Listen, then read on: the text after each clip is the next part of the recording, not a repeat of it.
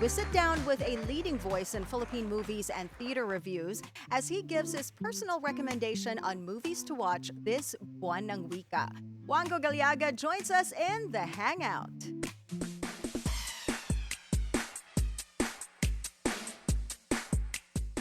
Beautiful day, Wanggo. Welcome to the show. Hi, thanks for having me. Hi. Thank you for waking up really, really early. Is this too Yes. early for you? Actually, it is now. I used to have 8 a.m. classes, but I realized that asking students to wake up at 8 a.m., film students at 8 a.m., and then watching movies like some of the films I'm talking about, they're not ready to watch Maynila sa Kuko ng Liwanag at 8 a.m. Yeah. So I've decided to move all of my classes in the late morning or afternoon. Which they is prefer just it the better. perfect time. Yeah, Yeah. to watch movies of that caliber. So we really appreciate your effort, waking up super early to join us live Thank you for today. having me. You are the resident reviewer of Click the the City. City. Yes, can you tell us more about that? Yeah, I started writing for Click the City in 2018, and I've been, watching movies, watching plays, and then just very recently I started writing feature articles about movies and theater for Inquirer. I feel like that is the most exciting job. You just get to watch all these films as they are shown and then write about it. Right, and you get invited to the advanced screenings, Yeah, so yeah, you watch yeah. it before everybody else, no spoilers. Yes. And I haven't paid for a movie ticket since 2017. I am so jealous. I mean, like, unless it's either that's one of your jobs or your MTRCB. Those are Yeah, probably the reasons, right. ways Yeah. that you can do that. But of course, license to be mean. I don't believe in being mean, but if you have to be critical, I think it's critical. important to talk about certain reasons why a movie doesn't succeed in There you go. relating Yeah. its messages. But as long as you explain and defend your position, I think it's acceptable. I haven't gotten too much hate yet anyway, so I feel like I'm doing an okay job. Well, I like how you said yet. And Yet. the fact that, we're going to try to get you there today. Ha! No, but it has been one of the reasons why that we wanted you here is because film runs in your blood. Yeah. It really runs Yes. in your blood. Of course, your father, si Pe Gallaga, has had some, I believe it's fair to say, iconic and very important work in Philippine cinema, to the point that I'm sure even Anna's watched it in her youth. Movies? Yeah. Yeah. I was. I feel like you're pointing out very subtly my age again. Subtly lang. Very subtly. I'm looking at the years that we're showing here. Right? Yeah. But did you ever work with your late dad? Yes. In the later part of his career, I was the one who's writing his movies. We Okay. worked on 2 movies and 2 short films together. So I'd written Sonata in 2013 with the amazing late Cherry Hill. And Yeah, then in love her. 2014, I wrote the remake of Chanak. Chanak. That's with Judy Ann Santos and Yes. Selen Yousaf. What was your first shared film memory with your late dad, and how did collaborating with him on set felt? My first memories of we would always be invited to the film sets. So I was 7, 8 years old when they were shooting Chanak. So they brought us all the way to Laguna. We were watching them burn down a house, and then having Lot and Janice run through, the fields, the Yeah. palay. Then later on, I didn't want anything to do with my dad because, you grow up and everyone's always asking you, you're going to be a director, you're going to be Yeah. like your Yeah, dad. yeah, And that can get very annoying to a teenager. Yeah. But film's in my blood. I was watching movies before I was reading books. I was 4 years old. My dad didn't believe in censorship, so I was watching all kinds of movies. Oh, no. So at certain point, I wanted to be a writer. And all of a sudden, he was like, can you write me a script? Because I'm having problems with this, etc. So we started working together since 2005. Okay. We didn't get to really produce anything until a short film that we did in 2007. And then the first full length was at 2013. So it was hard to get through to the industry, but I was working for him and we were writing and submitting scripts and pitches. And because I've learned everything that I learned about movies from him, we have the same kind of language, so it's very easy to talk about movies. Wow. And I love that.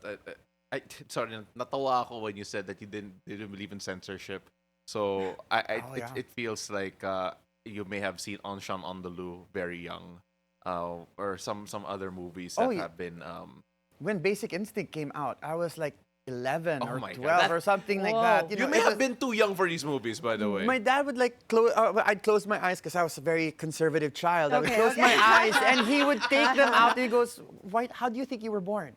That's the my kind of gosh, person he that's was. so- It was biological for him. I like my that, gosh, though. That was sex ed for you. Yeah, Right, at yeah. a very so early funny at age. 11.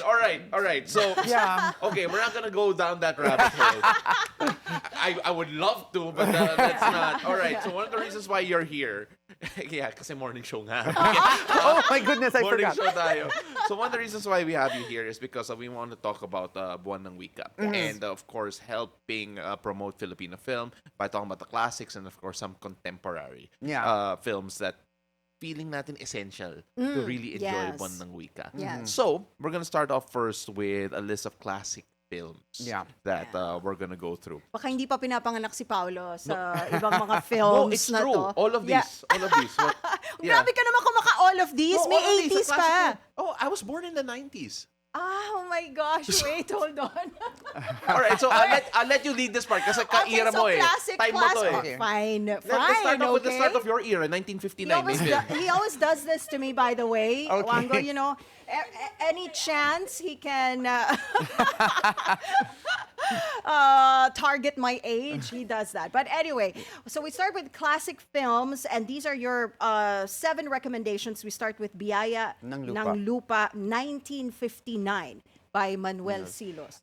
It's a wonderful movie that showcases the beauty of the Filipino family, the Filipino community.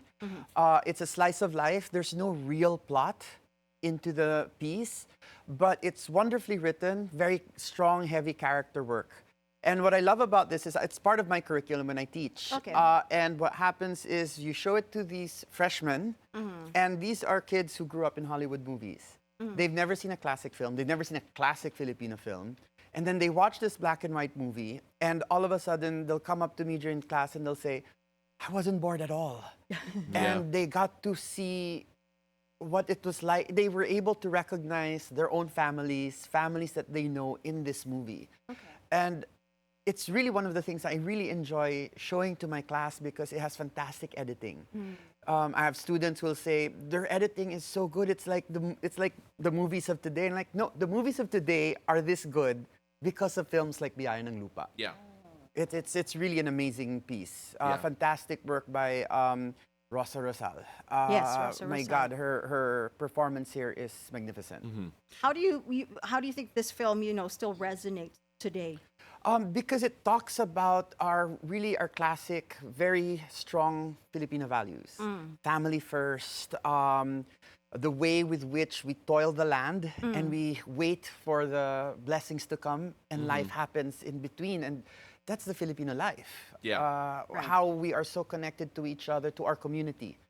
I find that Western culture is very lonely. They're very, like, you're 18, go out there, Yeah. you're Yeah. on your own. But here, we don't leave the house until we're 30. Yeah. That sort Even of thing. older. Or even older. Yeah, Some yeah. people never do. They just build a Exactly. little extension for the family to live. Yeah, Yeah. that's true. And you can see this, the bedrock, the DNA Okay. of the Filipino family is seen in this movie. Yeah, Alright. 100%. So, in the interest of time, we're also going to try and group some films together. Sure. We can talk about them because the next 2 films that we want to talk about, I personally would have always in contention as some of the best Yes. ever that Philippine cinema has produced. And that is the 1970 film by Lino Broca, Manila sa Kuko ng Liwanag, and of course, the 1982's Himala by Ishmael Bernal. Yeah. Arguably, the 2 most impactful directors in Philippine cinema. I'd say arguably because some people could make arguments for other people. But let's talk about these 2 works.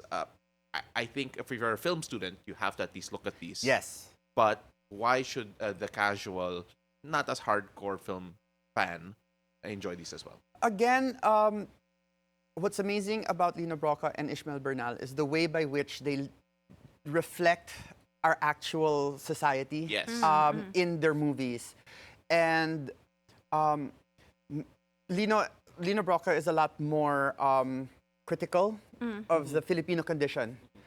His movies are always talking about our lapses and our faults, and the way by which he presents it through the oppressive nature of the elites, the government's failings. Whereas in Ishmael Pernal, it's our human frailty. It's the individual's what do you call this issues and trying to become better. And these two movies, I think, deal with the corruption and the way that the city deteriorates. That's Maynila. Whereas Himala is our own relationship with our faith and our need for a savior. Yeah. And how easily we can be fooled by that. Yeah. And these are things that I think you can still see today. I think that's what's wonderful about these movies is that it was so relevant when they first came out. You watch it now and it still hits. It still is. Yeah. It I was still gonna hits. say, the Lino Broca film, Manila's Kuko ng Liwanag in particular, we talk about the grit and the grime. Yeah. And it's still quite there. Tapos yung Himala, it's been remade over and over again, Yes. even in musicals. Yes. And still, it resonates here. Yes, that's right. And what's wonderful about these two, because we know that there's this level of a film niche that people are talking about, poverty porn. While this does talk about struggle, it does talk about the underprivileged, it's not poverty porn. Yeah, It doesn't it's not. celebrate It's it. not. It doesn't Yeah, yeah. romanticize it. Right, right. Hate that Yeah. term, but it's Yeah, there. it's there. Yeah, it's a film term that film students try to avoid Yeah. at the very least, or Yeah. at least we're trying to avoid. Yeah. If they could remake Maynila sa Kukol ng Liwanag now, who would be the best star to play Bembol Rocco's character? First things, I really don't like remakes because the movies are great on their own. Didn't you write I one? wrote one. I just wrote one. you did. I didn't want to. I honestly didn't want to. I thought the first one was perfect, but they thought it was. But But Bembol Rocco's character. I think these two particular films don't because they're very perfect capsule of their time, and then to what you call, and they still matter now. I think what would be interesting, and a lot of these things have been, well, especially for Manila sa Kuko ng Liwanag, things have changed so drastically Yeah. that to update it, to do a remake in the modern world would be very, very different. Our relationship with, what you call this, with the Chinese community is not as bad as it is depicted in Manila sa Kuko ng Liwanag. So, remaking that one, I think it's important for the time. Himala, I think, can still be done. Yeah, Himala pwede Yeah, pa. yes. Because the I way think that's with the which... reason why it has been done. Yes, Yes. and because with the and when we talk about cults and there's so many now that's going on. I remember one school year where the thesis films of Benil, there were like 5 cult movies, and I'm like, what's going on? Why are the kids queuing in on that? They're Because in a cult. No, I hope not. I hope not. They're speaking from experience. They're in a cult. Oh, but in talking about the possibility of who could do the Bembol Rojo role, that's a tough one. But I guess the go-to would be an easy one to go to is always Sid Lucero because he can do anything you ask of him and he will Yes. throw himself into that. That's something I'm gonna have to think about a lot more Hirap. clearly. Yeah. Because It'll take a while. Yeah, because I think what was wonderful about Bembol Rojo's performance was the innocence. Yeah. He was really this babes in the woods sort of character.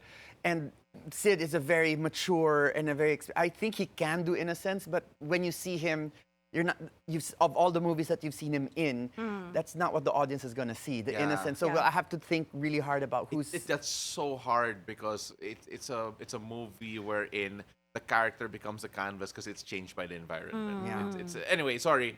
Lumalabas yung pagka-comarts ko. We're halfway through our list. Yeah. Next one is Mababangong Bangungot.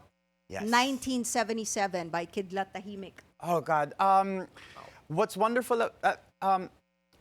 I'm taking my master's in UP, so of course I'm being brought into this decolonial, and what's wonderful about this is how he frames the decolonial questions, where he really recognizes the Filipinos' attachment to our Western colonizers and how there's always this colonial mentality going on.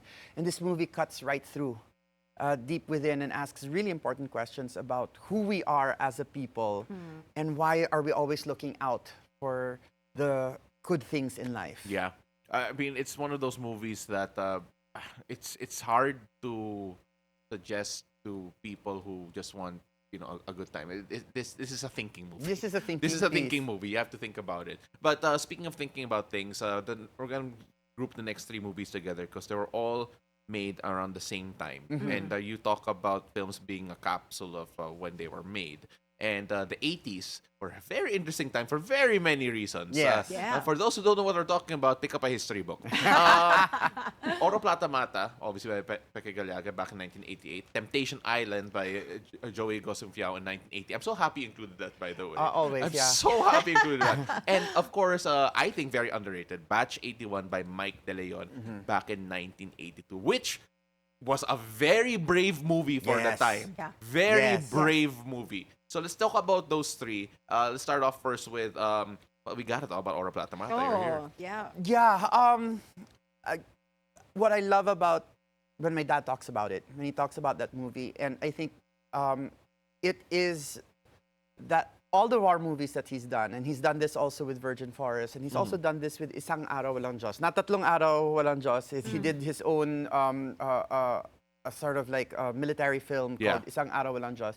He's always talking about sometimes the biggest enemy that we've got, especially in war, is ourselves. Yeah.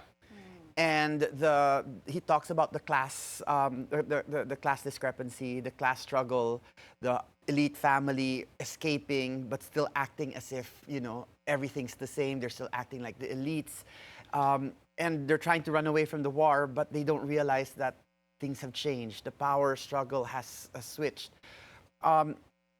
And I think this was one of the first few Filipino films that really looked at one of the regions. One of the first few Filipino films of the past that was able to really amplify how different regions have different responses to historical events. A lot of the times, the Philippine cinema can be very Manila-centric. And this one was able to really showcase like what Bacolod life was like and what was going on in Negros Occidental. Batch 81 is just incredible look into the idea of toxic masculinity, the rise of fascism in the younger, and how it can be so appealing and tempting. And it was very reflective of the time of that era. And of course, I always love to put Temptation Island. It's the last movie I show in my Philippine film history class. Okay. Because you watch films like the ones that I put in the list. Maynila sa Kuko ng Liwanag, Biyaya ng Lupa. I have Anak Dalita there. I have and you end with Temptation Island because everyone's like, after watching all of those amazing films, they're like, what's going on? What are we watching? Yeah. But I think what's amazing about that, it's perfect camp. Yeah. And you can't talk about the Filipino audience without talking about camp because we're so baduy. Yeah. We enjoy that. We enjoy yeah, that. we enjoy that so much. The break in logic, the excessiveness of ourselves. And if you can't, and for me, especially for film kids, for my film, I call them kids, for my film students, if you can't recognize camp, you're going to have a very hard time reaching your audience. Yeah. Right, yes. And for me, it's the value of camp also. Yeah. Kasi ang tataba din ng utak ng mga Pinoy. Like when you look at the way that they write things or the things that make them laugh, like every time I think about Temptation Island, I always think about yung walang tubig, walang pagkain. Magsayaw na lang tayo. That's so good. Yeah. Or I forgot that other scene with a helicopter on top of the pool. Yes. It's so, I don't understand it. It's so good. It's so good. It's just so good. And, I mean, I've been reading a lot of stuff that and from the stories that I've heard, I heard that Joey Gosumfiao was very serious about making this movie. He was very serious. He didn't even realize that he was doing when people would come up to him, Joey, I love your movie. It's so funny. Why did you laugh? It's a drama.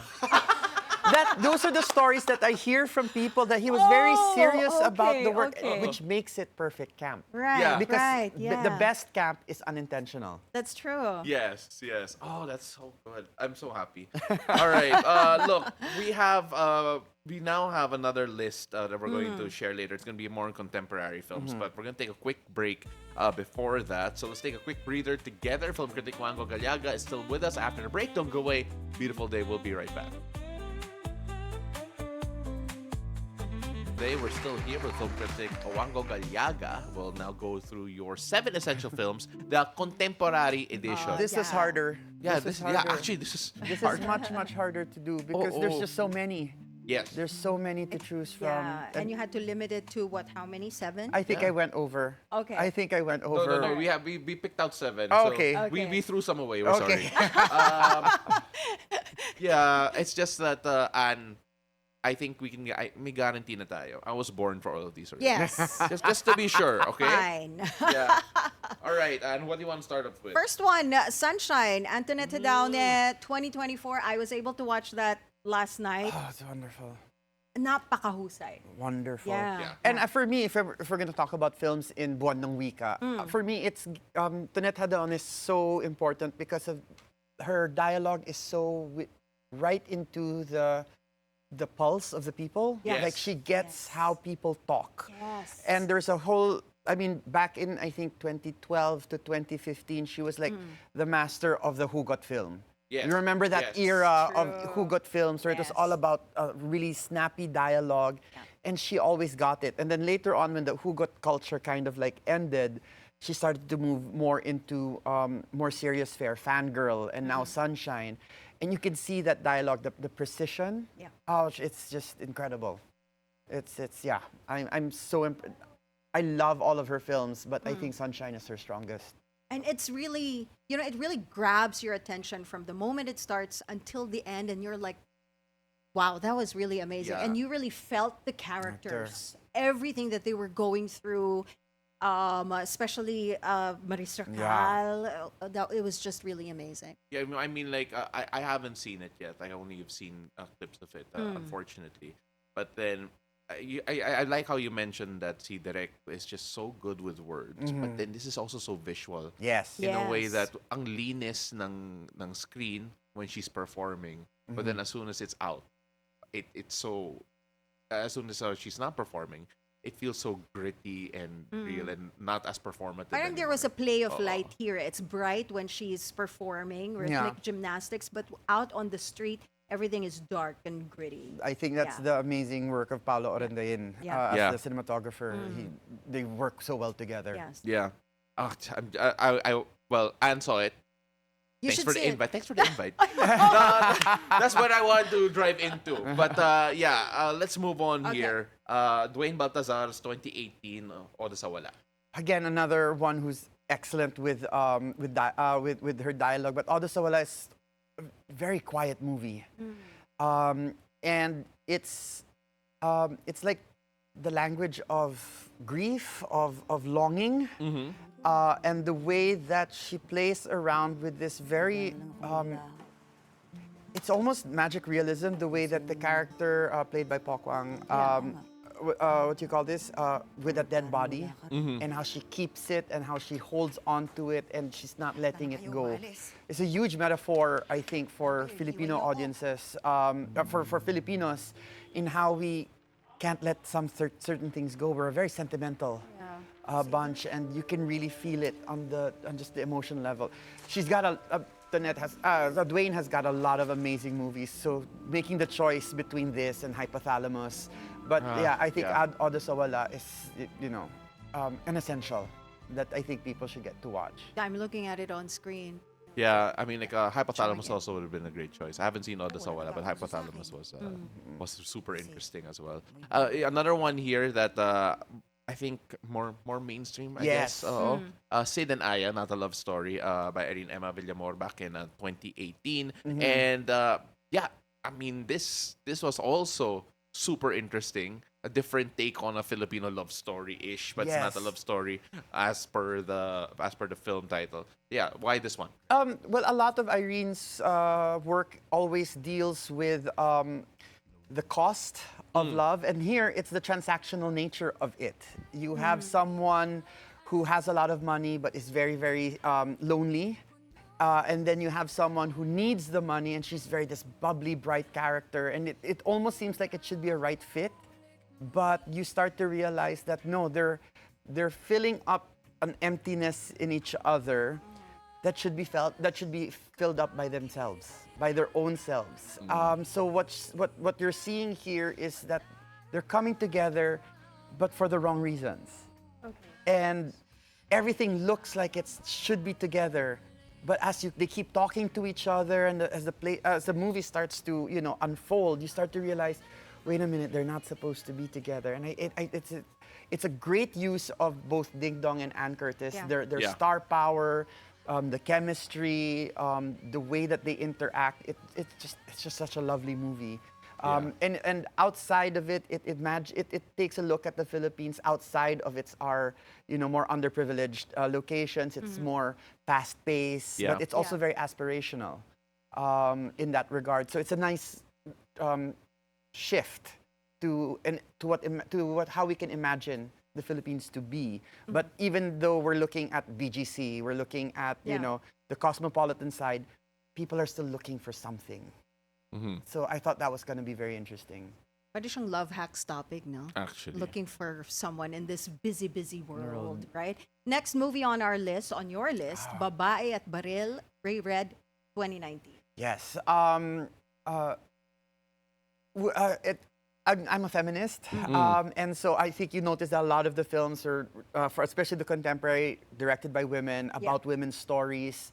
And Babae at Baril is such an in-your-face look at how the violence against women is perpetrated not just at work, but on the streets, in the commute, in the everyday, how scary it must be to be alone, a woman alone in this dark city, and how the power of a gun can change you completely as a person.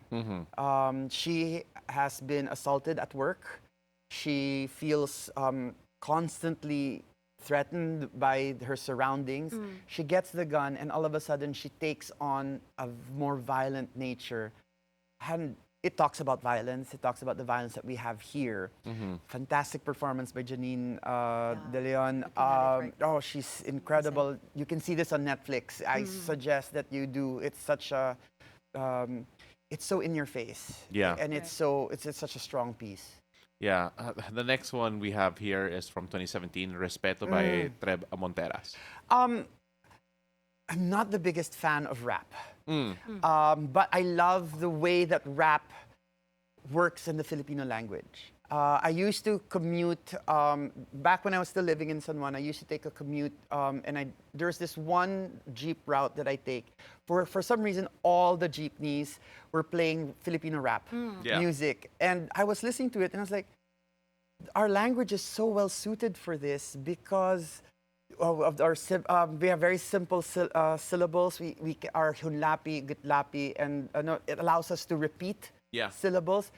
It's so perfect for it. We never cheat. American rap cheats. They make up words just so that things could rhyme at the end. Yes. What's wonderful about Respeto is that it shows us the power and the reason why rap is not just some, diss track or whatever. It's survival. Yeah. In these underprivileged communities, rap is your means to respect, means to elevate yourself. And then what Treb Monteras does is that he puts it side by side with balagtasan, with the Filipino art of debating through verse. Yeah. And then all of a sudden, it's this interplay of the modern and the past, the Filipino and the Philippinized Western art form. And then there's also the whole topic of oppression and poverty. Such a powerful piece. And it made me respect and rap. Fell in love with it, hearing it now in P-pop and all of that stuff. It's an amazing, amazing movie. And what's wonderful, the subtitles in English are also in verse.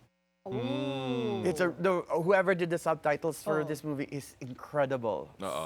Because it's really fast. I'm not a native, I'm an English speaker, and then we spoke Hiligaynon at home. So my Tagalog is, so when they're rapping really fast, I really need the subtitles. Yeah. It's hard to grasp. But the subtitles are in verse as well. So I was like, it doesn't take you away from doesn't take you away Yeah. from the moment. Yeah. Wonderful movie. It's also on Netflix. Yeah, Ooh, this I Respeto, gotta yeah. see. Yeah. Good. I mean, just talking about the Filipino rap in general. It's its own culture as well. Yes. Yeah. It's its own culture at And iba when you talaga. listen to those rap battles, Oh, yeah. like in the Tip-top. vernacular, di ba? Yeah. Galing, husay. It's insane. I mean, kudos to all of them because we can't even scratch the surface when it comes to can't. that.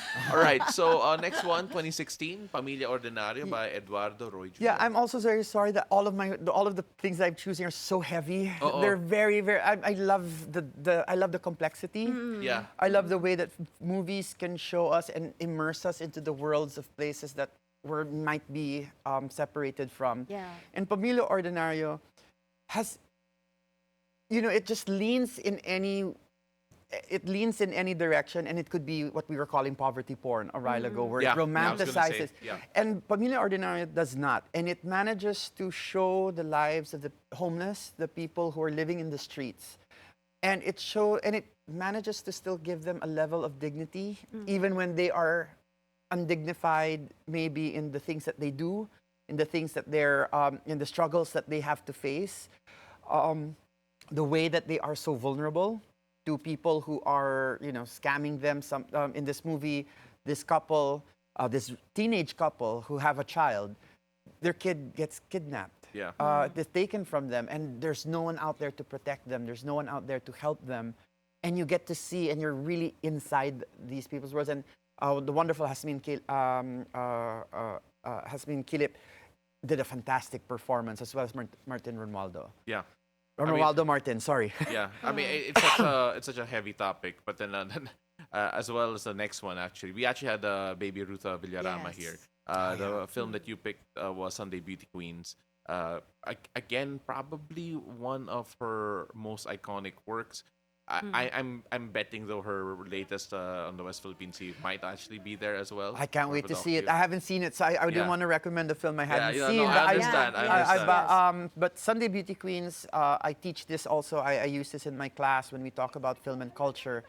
And what's amazing is how we take our OFWs for granted. Yeah, a I lot, was and gonna maybe, say. and even if you think that no, I don't, I understand.